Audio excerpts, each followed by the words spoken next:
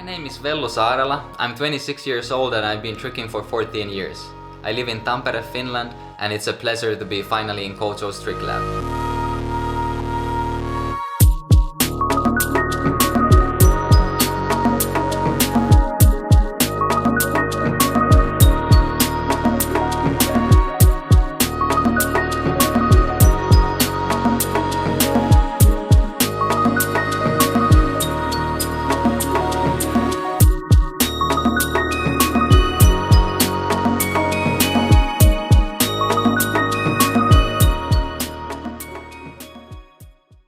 How do I structure my training to avoid injuries? First of all, I'm gonna tell you what kind of injuries I've had in my tricking journey. 14 years of tricking.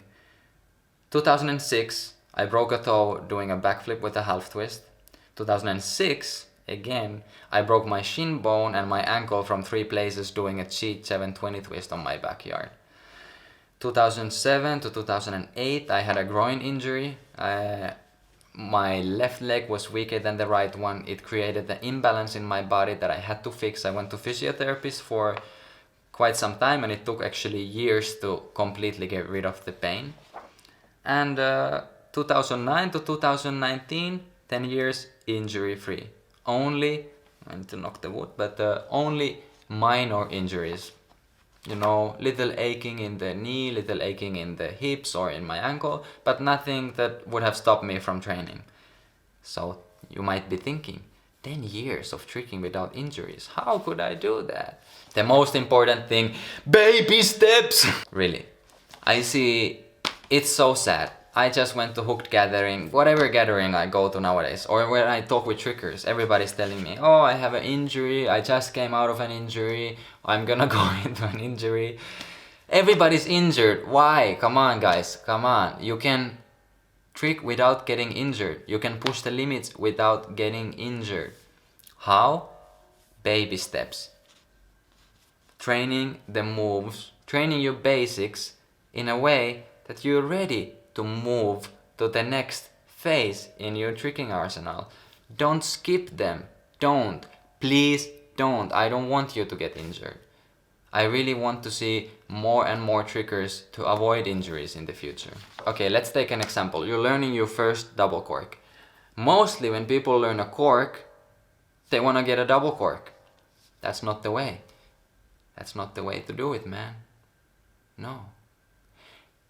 You need to learn to do cork round, hyper cork, cork swipe, cork D-leg, shuriken cork, box cutter, and there's many more variations in the middle. But I would say, please learn at least 6 variations of a single cork.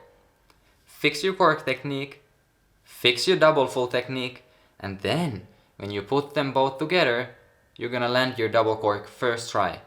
There is no reason to keep on crashing for 100 times, break your body, get injured, get tired, because you could have spent that time drilling your single cork variations, which are gonna take you automatically to the next step. Sorry for my English, I'm a Finnish person. That's why I have such a strong accent as well. So you need to keep pushing. You need to keep pushing your level. In each session, you need to keep pushing. It doesn't mean to become scared of the tricks or start to get to the comfort zone when you're not pushing anymore. No, not at all. You need to keep pushing, but you need to do it in a healthy way. Every session you need to keep pushing. So you also need to learn to know yourself. You need to know when it's right time to push and when it is right time to stop.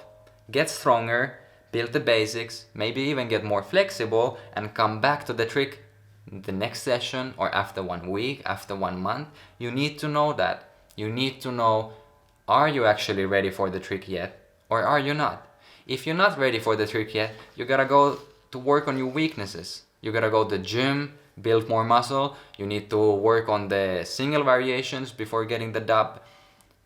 You, deep down in your heart and in your brain, you know what to do. You're just lazy to do it, I know. Also, please, use visualizing as your tool. If you can visualize a trick very clearly in your mind, most likely you can learn to do it in the real life as well.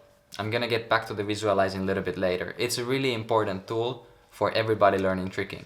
First of all, you can visualize being Michael Guthrie. Think you're a Michael Guthrie, you're doing the trick you want to do.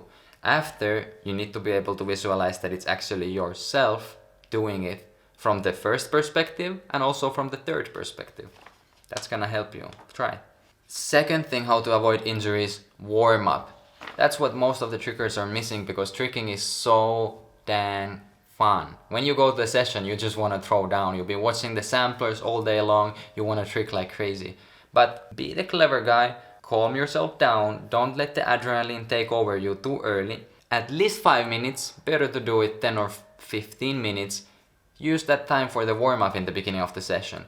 If you're really enthusiastic, you're really hungry for the tricks, you can already use some basic tricks or figuring out basic transitions with different tricks. Have fun, play around with easy tricks in the beginning as part of your warm-up. That's what I do. So, because I'm lazy, I want to, when I get to the gym, I want to bust my craziest moves immediately. But to avoid doing that and getting hurt, instead, I'm figuring out basic moves and I'm using them in an interesting way, in a way that I haven't done before, so I'm not getting hurt. At the same time, I'm getting warmed up, having fun, learning new concepts about tricking, teaching my body new ways of moving, and going further in my journey to be an all-around tricker and getting to the point where I want to be. Third part of not getting injured. Try to do some other sports as well. I always love to do other sports. At first in my tricking journey it was football and ice hockey, and for you it might be jumping on the trampoline, going swimming, going diving. It can be something tricking related but not exactly tricking, or it can be something completely else, and it's gonna help your body to recover. It's gonna help you to build those muscles that you're not building during the tricking session, because in the end, tricking is quite repetitive, plus you're always doing it to one side, so actually you're building an imbalance in your body which is really unhealthy. You should try to get rid of that imbalance by fixing, having a different kind of workouts to balance your body and get it into nice symmetry to feel healthy and good. Nowadays, I rarely have time to do other sports. Nobody has time, right? But you can make time for yourself. But at the moment, I don't need it. Because I'm also doing pair acrobatics with my wife. We perform together. It's basically the same like going to the gym. We have a lot of show trainings. Every week we're rehearsing for shows. When you rehearsing for the shows, you don't go all out the same way like you would go at the tricking session. Instead, you are drilling dance moves, you're drilling the choreography, you're fixing your combos to start on the right count and finish on the right count. You're getting the choreography down in your body. You're doing a lot of repetitions of something tricking related, but not actually tricking. It's also helping you to build muscles in a different way. It's a fun way. Maybe you should try it. And in the meantime, between my ice hockey and football times and my performing times, I used to go to the gym, which is super helpful for tricking. If you look at Johan, he goes to gym at least few times a week. Build those muscles at the gym.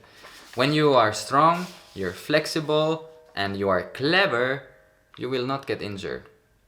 Of course, there can always be an accident, but the goal is to minimize the risk of injury. So, how to avoid injuries, my 3 best tips. Number 1, baby steps. You need to know your level, you need to know when it's the right time to push harder, and you need to know when it's the right time to step back, work on your weaknesses, and come back stronger to be able to do the trick.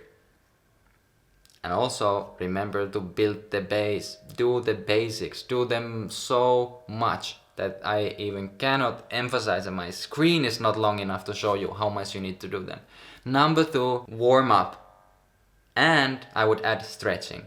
Stretching is important. Keep up your flexibility, stretch either in the beginning of the session or in the end. And if you can even stretch a little bit outside of the sessions, that would be great. I stretch always in the beginning of the session, a little bit, quite rarely in the end, because I'm busy running out from the gym on the last minute before the alarm goes off because I wanted to land that last combo, and it happens every session because I'm obsessed with tricking. But still, remember to warm up and stretch. And the tip number 3, do other sports. Do also some other kind of form of movement, physical movement that is not tricking.